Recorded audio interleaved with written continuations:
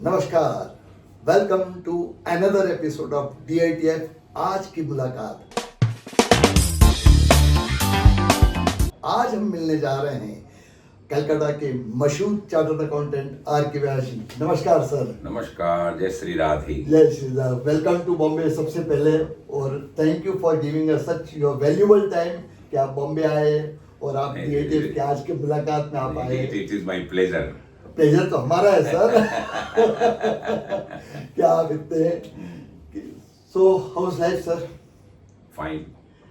आपकी वो थोड़ी सी हमारे जो श्रोताओं हैं जो देख रहे हैं उनके, can you tell something about your life? How did you start your life? कैसे आपके मन में सीए बनने का विचार आया?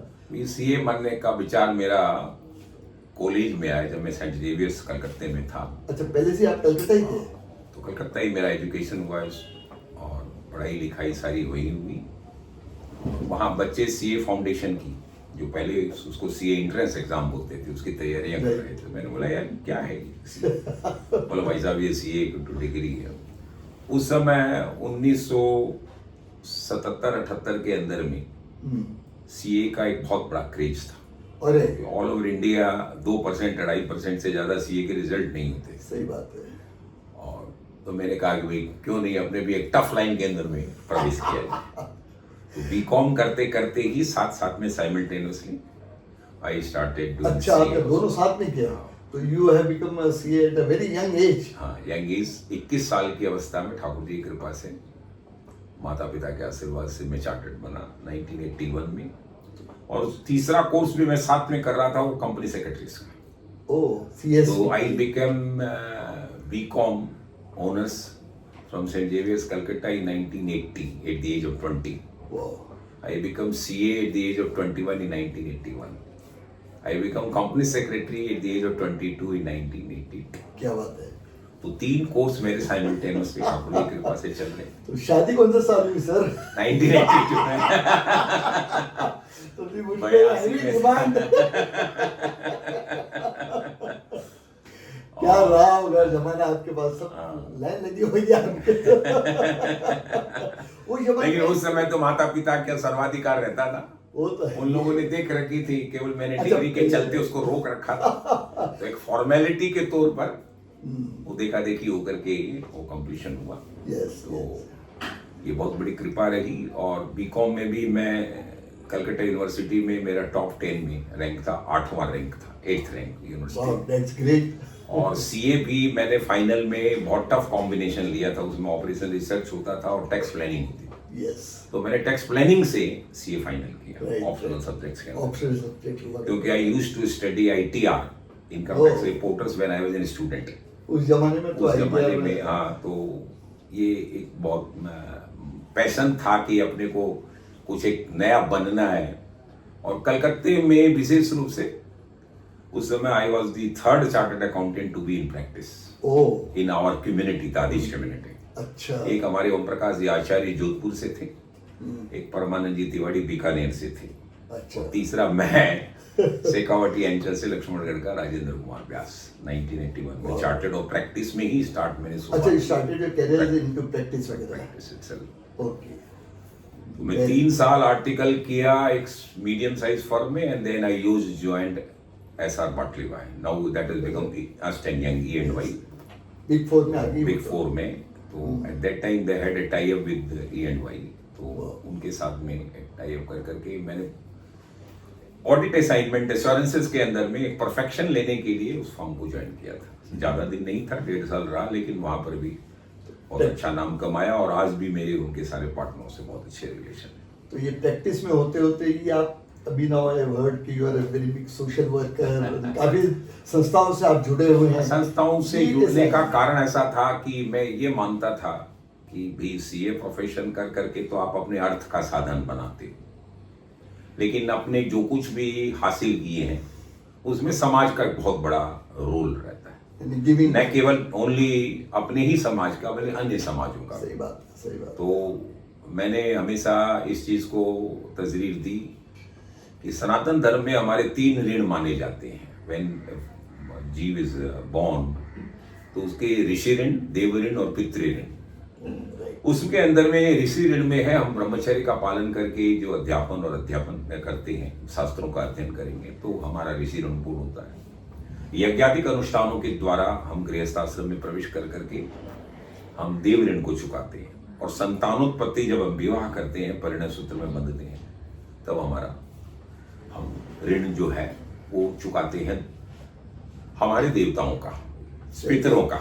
तो अब पितरों के ऋण को चुकाने के बाद मैंने एक सोचा कि नहीं, एक ऋण अपना और भी है, वो है सामाजिक ऋण। तो समाज को भी अपने को देना चाहिए, क्योंकि समाज के ही परिवेश में, चाहे स्कूलें हैं, हॉस्पिटल्स हैं, इंस्टीट्यूशंस हैं, कोचिंग सेंटर्स हैं, जितने भी बने वो कोई ना कोई समाज ने ही उसकी गठना की है। सही बात है। तो अपने को समाज को देना चाहिए, क्योंकि in return when you give, तो आपके मन में एक ये भाव रहता है कि हम, हमारे पर जो ऋण समाज का था उसको कुछ आसांश में हमने उसको उतारने की चेष्टा, वो ऋण होने की चेष्टा की। ये पैशन डेवलप हुआ। और हमारे पिताश्री दादिश समाज कलकत्ता के जो दादिश परिषद है वो 1968 में गठित हुई थी। मैंने आज से करीब आप मान के चलिए 53-54 साल हो गए, उसके हमारे पिताश्री फाउंडर प्रेसिडेंट थे। तो पिताजी का गोलोकवास हुआ 2001 में। उसके बाद में मेरा ये मन हुआ कि अब अपने को समाज से जुड़ना चाहिए। बाबूजी ने नेतृत्व दिया है और एक बहुत अच्छी संस्था बनी, और उस समय समाज के कुछ गणमान्य लोगों ने हमारे माताश्री के पास आकर के आवेदन किया कि आप अपने बालक को, इनके पिताजी ने सामाजिक सेवाएं दी, आप भी आइए। तो मैं दादिश परिषद से मैं जुड़ा कलकत्ते का, और 2001 में मैं उनका सेक्रेटरी बना, और आज भी करीब 20 साल से ज्यादा हो गया मैंने वहां सेवाएं दी। और हमारा पैतृक गांव लक्ष्मणगढ़ नागरिक परिषद है, हम लोग लक्ष्मणगढ़ से खवाटी से ज्वाइन करते हैं। तो उसके भी सामाजिक संस्था की जो लक्ष्मणगढ़ नागरिक परिषद है, उसके भी हमारे पिताजी फाउंडर प्रेसिडेंट थे। तो उससे भी मैं जुड़ा। तो लक्ष्मणगढ़ की जो नागरिक परिषद है उसका भी मैं बहुत एक्टिव कार्यकर्ता रहा। पहले मैं ऑडिटर था इन सब संस्थाओं के, उसके बाद में मैं जॉइंट सेक्रेटरी बना, फिर सेक्रेटरी बना, आज मैं वाइस प्रेसिडेंट हूँ। ग्रीन प्लाई वाले हमारे मित्तल जी हैं, वो हमारे प्रेसिडेंट हैं, मैं वहाँ वाइस प्रेसिडेंट के रूप में कार्य कर रहा हूँ। तो ये आप बैलेंसिंग कैसे कर लेते हैं सब, बिकॉज प्रोफेशनल भी एक डिमांडिंग तो है। हाँ, प्रोफेशन डिमांड करता है, लेकिन मन में एक भावना ये रही कि सामाजिकता के प्रति जुड़ने से, क्योंकि समाज में यदि अच्छे लोग नहीं आएंगे तो सामाजिक संस्थाओं के अंदर में एक प्रोफेशनल आउटलुक डेवलप नहीं हो रहा था। वर्षों से मेरे को ये ध्यान में था कि लोगों की यदि प्यास रहती है और आप अच्छा पानी उनको प्रोवाइड नहीं करते तो झरने का, नाले का पानी पिएंगे। ये बहुत तो सामाजिक संस्थाओं के अंदर में भी एक नेतृत्व में, लीडरशिप में प्रोफेशनल आउटलुक वाले आदमियों को आने की आवश्यकता है, क्योंकि उनके आने के बाद में संस्थाओं में इतना बड़ा डेवलपमेंट हुआ कि आज हमारा दादी समाज कलकत्ते का अपना एयर कंडीशन 6437 स्क्वायर फुट का मल्टीपर्पज बैंक्वेट हॉल है, जो मेरे कार्यकाल में भगवती दधिमती की कृपा से बना। और महाराज श्री गोविंद देव गिरी जी जो मेरे गुरुदेव हैं, कोषाध्यक्ष ट्रस्टी राम मंदिर के, उनके द्वारा ही मैंने 2006 में उसका लोकार्पण करवाया है। तो आज के दिन वो प्रॉपर्टी हमारी 4.5 करोड़ रुपए की बन गई। तो दादी समाज में अपने आप में ये एक बहुत बड़ा माइलस्टोन बना। और लक्ष्मणगढ़ नागरिक परिषद में भी कोरोना के टाइम पर मैं सेक्रेटरी था, तो मेरे प्रोफेशनल आउटलुक के चलते मेरे मन में आया कि लोग अभी बहुत डिस्ट्रेस सिचुएशंस के अंदर में हैं, विशेष रूप से गरीब तबके के आदमी, जो हम लोगों ने हमारी मातृभूमि लक्ष्मणगढ़ के अंदर में कोरोना पीरियड में करीब 1 लाख फूड पैकेट डिस्ट्रीब्यूट किए, और वो भी हम लोग केवल कच्चा सामान नहीं देते थे, हम लोगों ने महाराज वगैरह को लगा करके रोटी, पूड़ी, सब्जी, अचार, तो वो एक ग्रेट कार्य हुआ। और उसमें हमने वहां की जनता को भी इन्वॉल्व किया, और कलकत्ते के भी हमारे जो गणमान्य दादी लक्ष्मणगढ़ के नागरिक थे वो उसमें जुड़े। तो ये जो प्रोफेशनल आउटलुक के द्वारा delegation of authority, unity of command, ये जो कंसेप्ट सामाजिक संस्थाओं के अंदर में आए तो उसमें 4 चांद लगा। और हम लोगों ने टीजी, CSR इसके माध्यम से फंड के मोबिलाइजेशन में हम बहुत एक्सपर्ट रहे, क्योंकि ये एक जो नीच जो हमारी अकाउंटिंग और फाइनेंस की लाइन थी उसका इनपुट हमारे इन सारे सोशल ऑर्गेनाइजेशन, NGOs के अंदर में बहुत बड़ा काम किया। और अभी हाल में दधिमती माता प्रांगण क्षेत्र के अंदर में ही करीब 1 किलोमीटर पर मैरवास रोड पर जो अपना वैदिक गुरुकुल बना, दधिमति वैदिक गुरुकुल, उसका भी मैं फाउंडर ट्रस्टी। महाराज श्री के आशीर्वाद से वो एक विशाल काय प्रोजेक्ट हमारा करीब 3.25 बीघे में था, और जगदम्बा की कृपा से हम 7 बीघा जमीन और लिए, और आज करीब 52 स्टूडेंट्स जिनको हम निःशुल्क शिक्षाएं दे रहे हैं, रहने, करना, खाने पीने की सारी सुविधाएं। करीब 60 लाख रुपए का हमारा सालाना बजट है, और आज हम करीब 10 करोड़ रुपए से ज्यादा का उसमें रुपये हम लगा चुके हैं। और महाराज श्री के गोविंद देव गिरी जी के निर्देशन में वो पूरा कार्य वेदश्री का काम चल रहा है। और महाराज की जो 40 वेद पाठशालाएं हैं उसमें सर्वोत्कृष्ट वेद पाठशाला के स्वरूप में आज दधिमति वैदिक गुरु है। ये सब कुछ जो क्रेडिट है ये भगवती जगदम्बा को जाता है, और महाराज श्री के पुण्य आशीर्वाद का ही प्रतीक। बहुत बड़ी बात है, बहुत बड़ी बात है। आजकल में अपन ये देखते हैं जो भी प्रोफेशन में आता है वो इतना उस प्रोफेशन में डूब जाता है कि ये सब कार्य होते नहीं। तो डोंट यू थिंक ये कुछ पर्सनल क्वालिटीज या पर्सनल ऐसी हैबिट होनी चाहिए इसमें? नहीं, मैं अपने प्रोफेशनल वर्क को डेलीगेटेड करके चलाता हूँ, और मेरा शुरू से ही ये मानना था जब 1981 प्रैक्टिस में मैं आया कि I should follow A principle of management by exception. मैं हर कार्यों के अंदर में अपने आप को इन्वॉल्व नहीं करता हूँ। जब भी मेरा ऑडिट का, टैक्सेशंस का, आज के दिन जैसे जीएसटी वगैरह के हम सारे कार्य करते हैं, और भगवान की कृपा से आज हमारी करीब 43-44 साल की प्रैक्टिस भी कलकत्ता महानगर में हुई है, और अच्छा भगवती की कृपा से अपना नाम भी वहाँ है, और प्रोफेशनल फ्रेटर्निटी में तो लोग मेरे को गुरुजी के नाम से ही जानते हैं। अभी हाल के अपने आईसीआई इंस्टीट्यूट के प्रेसिडेंट मिस्टर रंजीत अग्रवाल भी मेरी खास, वो मेरे को गुरु ही कहते हैं। अच्छा। तो इसके पहले सुबोध अग्रवाल भी था, देवाशीष मित्र भी थे, जो हमारे इंस्टीट्यूट के सारे प्रेसिडेंट आज भी सेंट्रल काउंसिल के मेंबर्स हैं, और जितने भी रीजनल काउंसिल के मेंबर्स हैं उन सबों से मेरा बहुत अच्छा तारतम्य है। और सीए प्रोफेशन के बारे में भी मैंने ये विचार किया कि शायद हमारी एक एसोसिएशन, जो हमारे प्रोमिनेंट प्रोफेशनल्स हैं, जिसमें सीए भी हैं, कंपनी सेक्रेटरी हैं, कॉस्ट अकाउंटेंट हैं, एडवोकेट, उसकी एक संस्था मैंने गठन की कोरोना पीरियड में, प्रोफेशनल एसोसिएशन। सभी टाइप के प्रोफेशनल्स उसमें आ गए, और उसका नाम हमने प्रोफेशनल एसोसिएशन दिया। सेक्शन 8 की वो कंपनी है, और उसमें 400 मेंबर हमारे प्रोमिनेंट कलकत्ते के सारे उसके अंदर में मेंबर, और मैं उसका फाउंडर प्रेसिडेंट 3 साल रहा। और भगवान मेरे इष्ट देव सांवरिया सेठ राधा रानी है, उसकी कृपा से हमने एक मल्टीपर्पज अपना कॉन्फ्रेंस हॉल भी डलहौजी एरिया के अंदर में नीच का बना लिया। 3 साल की सेवावस्था में कलकत्ते के किसी भी सामाजिक संस्था का अपना हॉल नहीं बना। करीब 1.5 करोड़ रुपए का हम लोगों ने डोनेशन इकट्ठा किया 6 महीने के अंदर में, और आज के दिन वो फुली ऑपरेशनल हो गया। हम अन्य संस्थाओं को भी सेमिनार, वेबिनार, सारे प्रोजेक्ट्स के लिए दे रहे हैं। तो प्रोफेशन के साथ सामाजिकता की समरसता को मेंटेन करते हुए, और सारे कार्य समय पर भी हमारे प्रोफेशनल हो, ये इसका भी मैंने डेलीगेशन हमारी टीम के अंदर में करके रखा। बहुत बहुत बढ़िया। तो basically if I understand you correctly, इसका मतलब है कि professions are slightly better equipped to do social responsibility. मैं इस चीज को मानता हूं कि आज आप देखिए किसी भी बिजनेस के अंदर में भी या सर्विस इंडस्ट्रीज के अंदर में भी जहां भी प्रोफेशनल्स उस ऑर्गेनाइजेशंस को हेड किए हैं, उन सबों का रिजल्ट बहुत स्पेक्टेकुलर आया है। और नॉट ओनली स्पेक्टेकुलर, वो एक लाइफ इम्पैक्टिंग इंप्रेशन बना करके गया है। आया मोतीलाल ओसवाल को लीजिए, he is a chartered accountant. आप राकेश झुंझुनवाला को दीजिए, he was a chartered accountant. आया हमारे कुमार मंगलम बिड़ला है, जो आदित्य बिड़ला ग्रुप को हेड कर रहे हैं, he is also a chartered accountant. तो सिचुएशंस क्या है कि यदि प्रोफेशनल्स किसी भी इंडस्ट्री में, धंधे में, व्यापार में, सर्विसेज में आते हैं, तो उसका इंपैक्ट अपने आप में एक अलग बनता है, क्योंकि वो टाइम की वैल्यू समझते हैं, क्वालिटी ऑफ उनका डिप्लॉयमेंट रहता है, और काम करने के अंदर में एक्सीलेंस और प्रिसीजंस हमेशा वो लोग मेंटेन। ये बेसिक क्वालिटीज आने से सोशल वर्क को बराबर बैलेंसिंग कर लेते हैं करके। आपकी कुछ ऐसी पर्सनल हैबिट्स एंड ऐसी आपकी duties which has prompted which will help people to adopt you? नहीं, मैंने देवेश जी हमेशा इस चीज को माना कि हमारे सनातन धर्म के जो 3 सूत्र हैं वो है अर्पण, तर्पण और समर्पण के। उसके द्वारा मैं बहुत ज्यादा प्रभावित हुआ।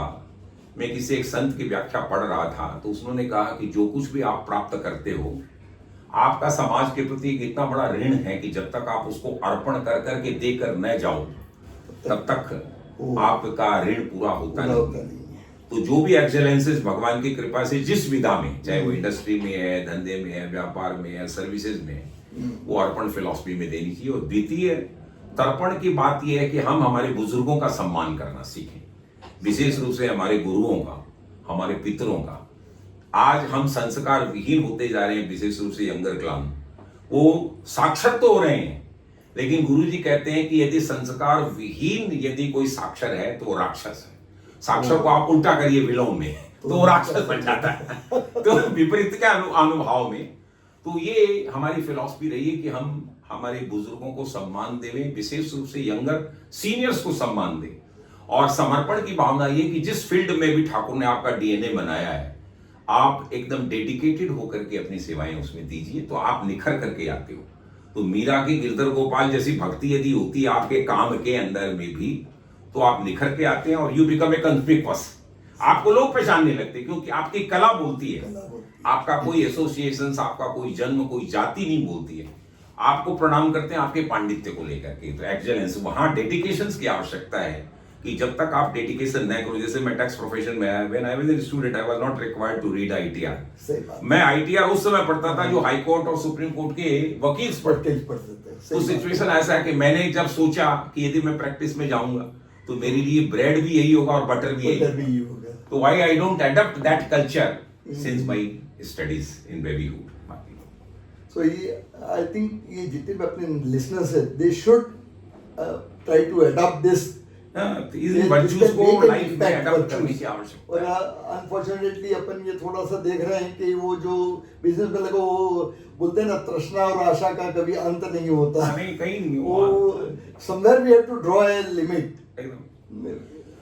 एकदम बात ये है, लिमिट तो आपको करना ही पड़ेगा। और जीवन में जब तक आपके पास मर्यादाएं नहीं है, संस्कार नहीं है, तब तक आपका मर्यादाहीन जीवन जो है वो कभी भी आपको उत्कर्ष के रास्ते पर, एकदम शिखर पर नहीं ले जा पाएगा। इसमें कोई दो राय नहीं। क्योंकि मर्यादित जीवन जो है, डिसिप्लिन है, that really tries to respect liberty, but that liberty should not become licence. हमारी स्वच्छंदता नहीं बननी चाहिए, क्योंकि यदि हम स्वच्छंद बन जाएंगे, मर्यादा में नहीं रहेंगे, तो हम जीवन को दुखमय ही करेंगे। और अल्टीमेटली आज आप देख रहे हैं यंगर क्लान सुसाइड कर रहा है।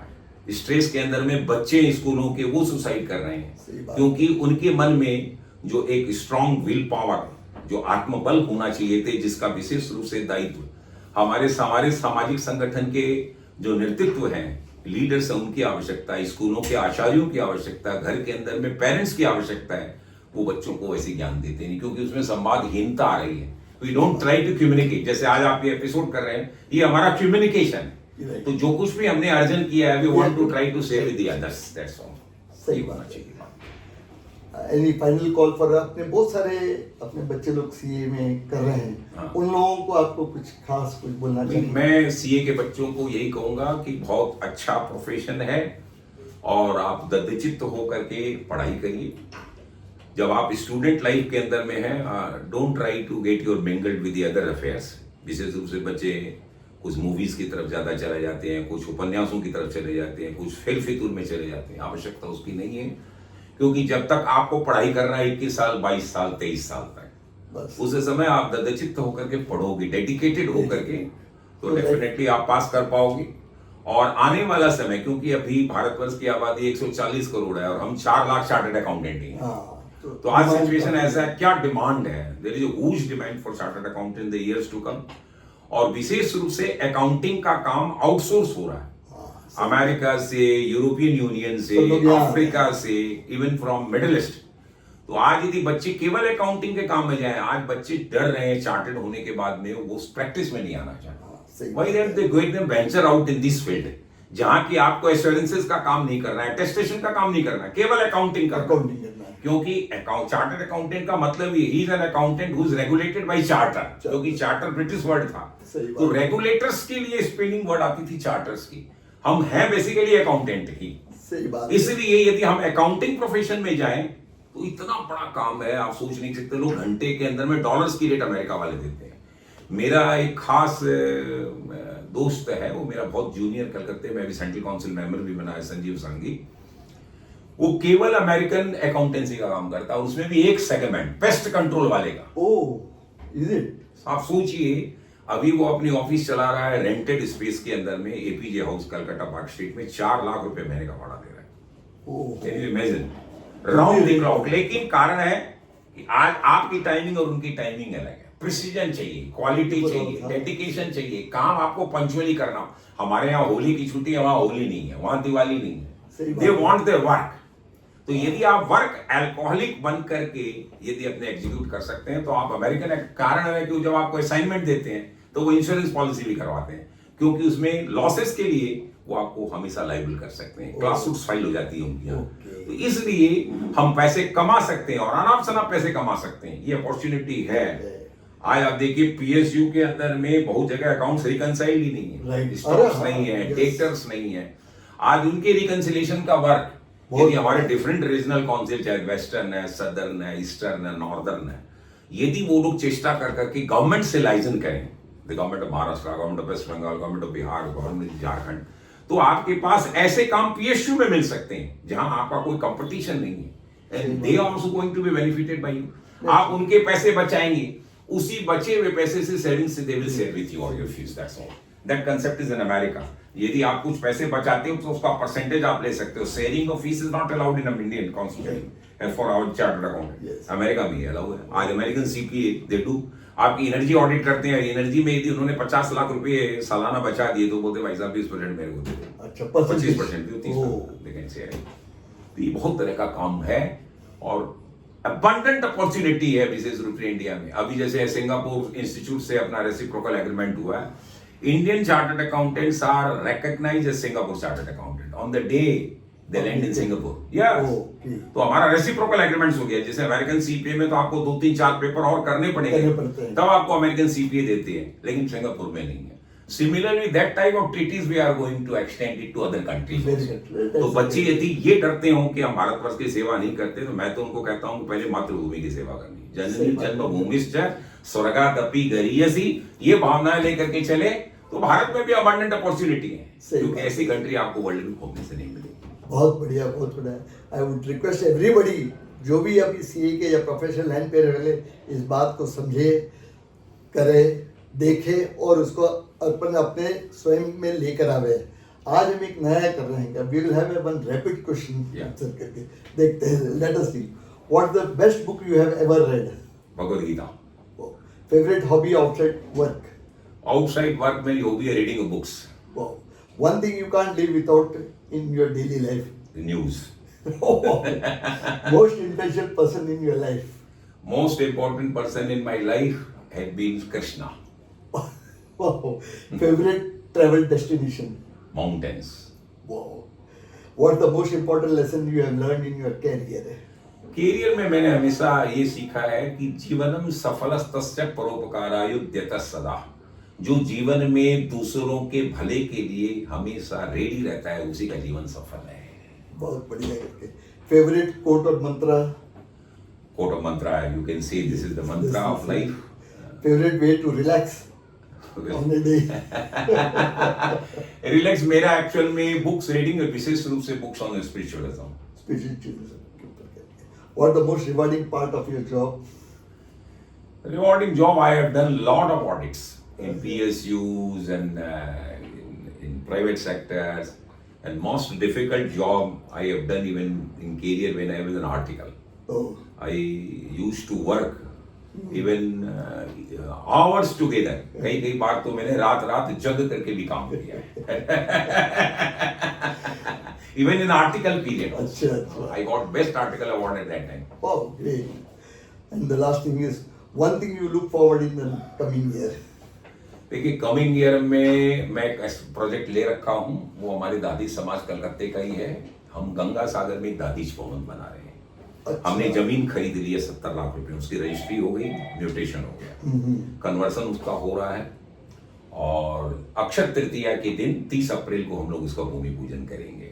बहुत बढ़िया। वो प्रोजेक्ट हमारा है कि हम एक पितृ उद्धारक तीर्थ में, जहां से हमारा दादी समाज काफी जुड़ा हुआ है, हम वो सेवाएं देने के लिए परमानेंट एस्टेब्लिशमेंट वहां क्रिएट करना चाहते हैं। करीब 3 से 4 करोड़ रुपए हमारे लगेंगे और भगवान की कृपा से मेरे पास कमिटमेंट ऑलरेडी है। अच्छा। जितना मेरे को चाहिए उससे ज्यादा आ चुका है। बहुत तो मेरा नेक्स्ट वर्क ये रहेगा कि मैंने कलकत्ते महानगर में तो कुछ किया ही है, हम गंगा सागर धाम के अंदर में भी कर सके, जहाँ विभिन्न विभिन्न प्रांतों से लोग आते हैं और हमारे दादी समाज का ये झंडा हमेशा आगे से आगे अग्रसर होता रहे, उड़ता रहे, फड़कता रहे। क्योंकि गंगा सागर धाम में ब्राह्मणों की एकमात्र जमीन है, किसी भी अन्य ज्ञाति ब्राह्मण, मेरा कोई उनसे स्पर्धा नहीं है, लेकिन ये है कि ये हम विप्रों की भूमि, इसलिए वहां पर लोग आवे और ठहर करके आनंद ले सकते हैं और धाम का भी उनको क्या पुण्य क्या we all wish you all the best. बहुत अच्छा लगा sir, thank you so much for giving your valuable time. Thank you. Thank you. चलिए सर।